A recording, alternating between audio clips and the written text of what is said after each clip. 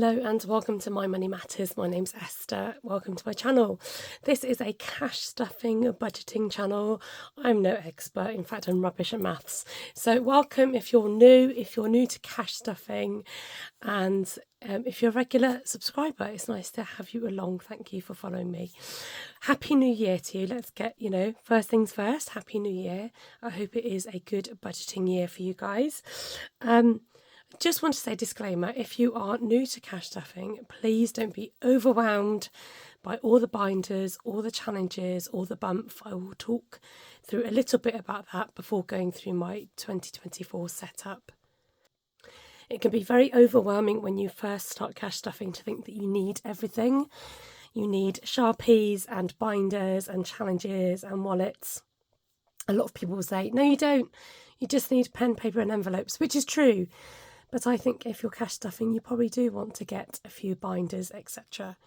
So find yourself some really nice binders that you like. Don't pay out of this world for them. They are just kind of Filofax style binders, like your 6-ring folders, and you can pick up these zip wallets cheap enough as well. Again, places like Amazon or even some of the Chinese companies that are around. The best way to start is to just strip back and look at your finances first. Look at what's coming in and what's going out, because that will help you categorize your budget for the year. There will be terms that we use like short-term, long-term, sinking funds. That basically means goals. So look, if I can help you along the way, please just comment below, because I don't want people to feel too overwhelmed with it. Also, I didn't start with all these binders. These have accumulated over time. I think I'm going into my 3rd year of cash stuffing. I need to check that. And I started with maybe 1, 2 or 3 binders. And today I'm going to explain what all these are for and what I'm going to do for this coming year. So it probably took me the first year to really settle into a routine with cash stuffing. And now that I feel I'm more settled, I know what I'm doing going forward, and I'm not changing a lot this year because it's working for me. And I think that's really important to put out there. If it works for you, why change it? If it's not quite working, change it. And try not to be overwhelmed with too much. I did strip back on the amount of categories I had, just because I was thinking, hold on a minute, I don't need all these categories. And it means that you save quicker the less categories you have. So I'm going to start with my binder here. So this binder here, I have gone from monthly to bi-weekly to weekly cash stuffing, because I found it easier and easier and easier. The less I needed to keep up with when I started doing it weekly. I was finding, how do I sort out money for challenges? How do I sort out my budget for the month? And it was quite difficult to do. So when I get paid monthly, I don't know if that's going to make any difference to anybody. So I went down to weekly cash stuffing, and I decided to do what some people do and get some envelopes, split them into 5 weeks, because sometimes there are a 5-week month. And so each week I split the money, and this is what I think Jasmine's Journey called it, purse money.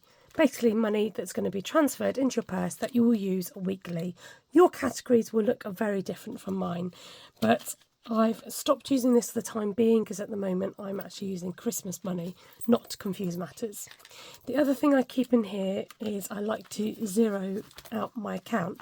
That's another term that you might hear banding around. Now I'm changing it this year, and I'm going to use this challenge that I've made, and it's all about rounding down the last 3 digits in your bank account, or what you can afford. So if the last 3 digits say £3.65, then you take out that 365, you write it in here and the date that you did it, and you put it into another bank account. Simple as that. Now I've been doing it for the past 2 years, and each of those years I've saved about £100 just by rounding down the account. Some of those bank accounts out there do it for you. Great. Mine doesn't. So I'd like to do it manually, and it's a great way to save. So I encourage you to do that if you can. I have a challenge binder, and this is for any money that is rolled over from my spending that I've not spent. So rollover money is any leftovers, basically. Money not spent from the week that you have left over, that gets fed into my challenges, rather than taking out even more money just to feed in challenges. Or if I have what's called side hustle money, that means money made on Vinted, eBay. You might have sold something on Facebook Marketplace. It's that extra cash that comes in unexpectedly. So I try and have some challenges on the go. I have a 50p challenge, which is a great way to just add up that loose change that you might have. I did start doing the 365 challenge, the penny challenge. When I first started, it was a bit of a nightmare. It took forever and I didn't really enjoy it, to be honest. So I've changed my ways and I've gone to a 50p challenge, a £2 challenge. I put my record my pennies in here from Labelle Budgets, and I'll show you what I do with my pounds in a minute. Then I like to have a challenge from somebody else. I actually won this challenge from the Manxy Cat Budgets, and this is one that I've done myself. Something I'm saving up for my son for a cube challenge, and then I'm doing a continuous bigger challenge. So this will eventually reach £1,000. So a mixture of challenges on the go, which I can cope with. It's not too many and it's doable. Once I finished it, I swap it out for a new challenge. I introduced this to my budget last year. This is my little mini-me pound binder. And the idea is that you roll a number. With any pounds that I have, they'll be split into different categories. Now, I've labelled my envelopes 1 to 6 because it means that I can change my categories without any problem, and I'll just pop them in the relevant envelope. Some people save up to £5. I think my aim is 10, but I might just reset for 2024.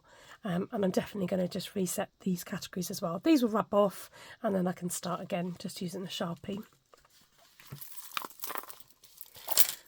Once a month, I do my short-term and long-term sinking funds.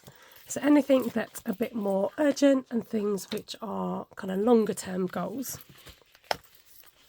So short-term sinking funds. In here, I have different categories such as bargain booty buys. So for me, I like to go to car boot sales, jumble sales, Christmas fairs, spring fairs, that type of thing, where I might pick up a bargain secondhand, and this is where this money goes towards, that type of thing. So I've got change. So it's in the short term because these things I dip in and out of it occasionally. Then I've got Teen Tender, which I save money up for my boys' birthdays because they're twice a year. I have stuck them in here rather than long term. Again, it's the kind of thing I would dip in and out of during the year if I buy them something for their birthday. And I've called this one Buying for the Boys. I haven't changed these since I made them, and I think I'll just stick with them because I can't bother to make new envelopes. This is for my haircuts. Hair today, gone tomorrow. It says it as it is. Now, I've put the holiday one in here, and I hope to use this tracker from Cashbook Cute, but I also have this on the go, which is my school holiday savings binder. This is broken up into the UK school holidays, where each term is broken up. You can put your goals in here and the amount you've saved and save up for each of the school holidays. I think this for me, it's a great way of dividing up the school year and having the money separated. So I keep that separate in there. Then there's secondary school savings. Again, quite self-explanatory. Dentist / optician. Take care, so this is self-care, anything to do with my own products, either toiletries or any type of self-care, that comes out of here. We did have a hamster, but we don't have one anymore. We're debating whether to get a new one. We might not, but we're still in that limbo stage of leaving it for the moment. So there's 50 quid in there in case we do get ourselves a hamster. So that's short-term savings. Long-term, let's have a look at what we've got in here. So I like to have money put aside for just savings. I think it's a really good habit to get into, to just save a bit each month, or as much as you can when you can. And for me, it's £20 a month in cash going in here. I have other means and ways of saving, but this is just a savings habit really. So this is going to be my tracker for next year. This one is for emergency funds. You never know what's going to come up, whether it be something to do with your household, whether you suddenly need some money. It's always just good to have an emergency fund. So I'm going to start this for this year. Month ahead money feeds into my 5-week binder here.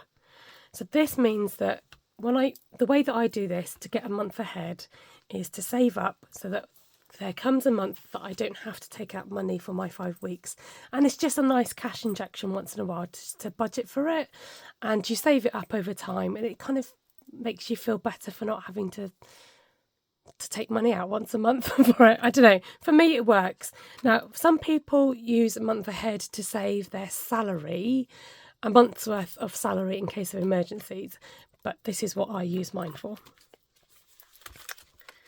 Back here, I've also got sofa savings. So any particular savings, you might be saving for a new kitchen, something to do with your garden, that type of thing. And for me, it was to save up for sofas. And there's a bit of an update on that in my other video, in my next video. This one here is going to be saving towards Christmas because it only obviously happens once a year. Saving towards Christmas. And again, I get to use my Cash But Cute challenges that I bought last year and I've been itching to get started with. I decided this year that I'm going to do a gift binder.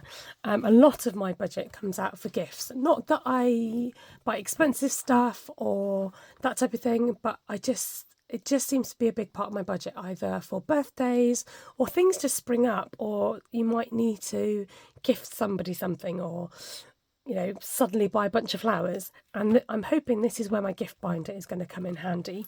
So each month I've managed to save last year to put away some money for each month. I then created myself some calendars of important dates in the back here. Whether I'll use this, I don't know. I just thought I'd try it. And the idea is that I'm trying to use my card less and spend out of cash. Now, I might do still my Amazon shops and stuff like that for gifts, but I'm hoping this will then go to bank money. And so whatever I spend online, this money technically needs to go back to the bank from what I've spent out of my bank account. We'll see how this goes. This is new to me. Well, yeah, it's a very much suck it and see. Test that one out. So then last year I had 100 envelopes with the aim to do the 100 envelope challenge, and I soon realised that is actually quite ambitious. To stuff £100, then £99, 98 and so forth, that's a lot of monies. And I was like, I don't think my budget is going to stretch that. So I decided to do what Budget Save Grow does, and she puts aside a little bit each week, whatever she has left, and she puts it into an old Christmas card that she's sellotape together to put towards her next year's budget. And I did that, and it was one of the best things that I could recommend you do, even if it is pounds, whatever, £5, whatever. If you can put a little bit away every week, trust me, it adds up. So I managed to reach £730 last year, again putting in a little bit of side hustle money into that. This year I've decided I will use the 500 iris binder as my money to put towards next year's fund. If I fill this up before the end of the year, then I'll just unstuff it and then just keep going, basically. So that's the plan for this binder this year. You might as well use it. You've got it, kids, use it. Same with challenges and things, you might as well just reuse them and see how you can incorporate it into the budget. So this was a binder that Iris and myself collabed with, and last year I put any money back to bank into here. So like I said, if I spend it on the card and I needed to then put the money back to bank, rather than actually physically taking it back to the bank, it actually got stuffed in here, and that worked quite well for me. And my plan is to probably use that again this year and see how much we save in here. I just noticed that I need to rub out the front. I might leave it anonymous actually, just to see what happens. Yeah, we'll see. So that is the plan. I think that's everything. So basically not changing a lot, just introducing the gift binder and just using this one in a different way rather than having lots of envelopes, so that I can still use my iris binder. Thank you so much for watching. I hope that makes sense. I hope it's encouraged you and helped you. And just do what works for you. It'll be very different for each and every one of us. We're all on different budgets, all on different situations. So yeah, it's trial and error and it's flexible. That's what I love about budgeting and cash stuffing. So let me encourage you, if you do anything for 2024, make it your resolution to start cash stuffing. If you've got any questions about it or my binders, please leave them below and I'll try my best to help you. Like I said, not a financial advisor at all, but I love converting people to cash stuffing because it works and there's so many people who are testimonial of that. So go get them.